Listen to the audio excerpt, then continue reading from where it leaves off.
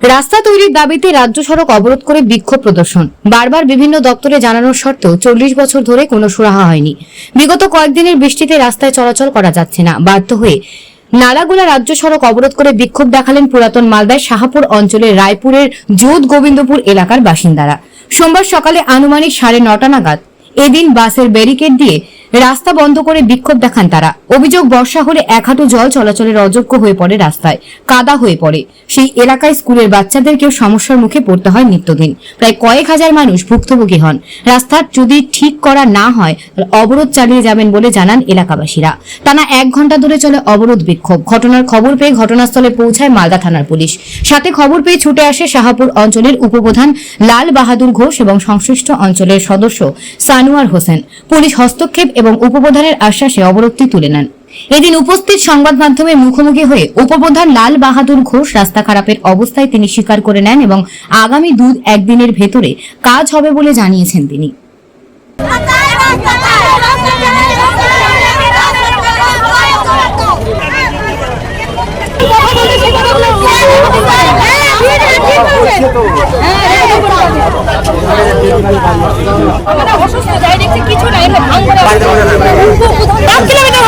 এখানে পুরো পাড়ার লোকই যাতায়াত করে, কারণ নদী ছাড়া এদের স্নান হয় না, নদী ছাড়া এদের অন্য কোনো কাজ হয় না, সম্পূর্ণ কাজ এদের নদীতে।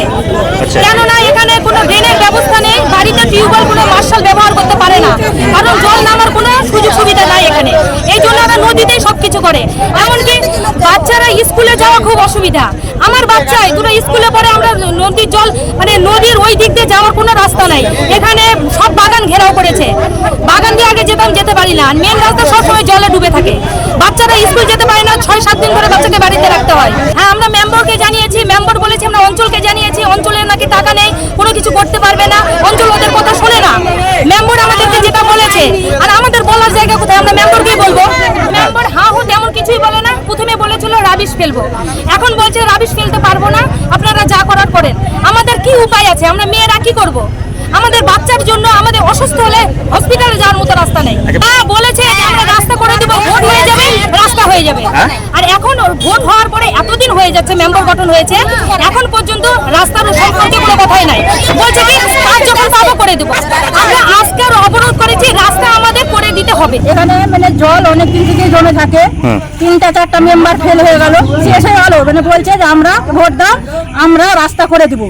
সরকার থেকে যদিও টাকা না দেয়, আমরা বাড়ি থেকে রাস্তা করে দিব, মাটি ফেলে দিব, কিন্তু ওরা যখন ভোট নিয়ে নিচ্ছে তারপরে কোনো রাস্তার কোনো গল্পই করে না। ওই যে আমরা টাকা পাই না, আমরা কিভাবে করব, তোমরা যা পারবা তা করো। তো আমরা বাধ্য আজকে রাস্তা করেছি, আমরা রাস্তা চাই। রাস্তা যখন বিডিআর আসবে, রাস্তা কোনো হবে, তখনই আমরা প্রতিবাদ করবো। হ্যাঁ, আমরা রাস্তা অবরোধ করেছি, আমরা রাস্তার জন্যই করেছি। কিছু আসেনি, এখন জানতে পারলাম এমার্জেন্সি কাজ আছে, রাবিসের দরকার আছে, রাবিস 2-1 দিনের মধ্যে ফেলে অবস্থা খারাপ আছে, মানুষের যাওয়া আসা খুব অসুবিধা। এখানকার এই পাশে গোটা গ্রামটাই রাবিস ফেলি দেবো, এই 2-1 দিনের মধ্যে ফেলি। রাস্তা পাঠানো হয়েছে, স্যাংশন হয়ে আসবে, টাকা ঢুকলে আমরা রাখছি, কাজ করবো।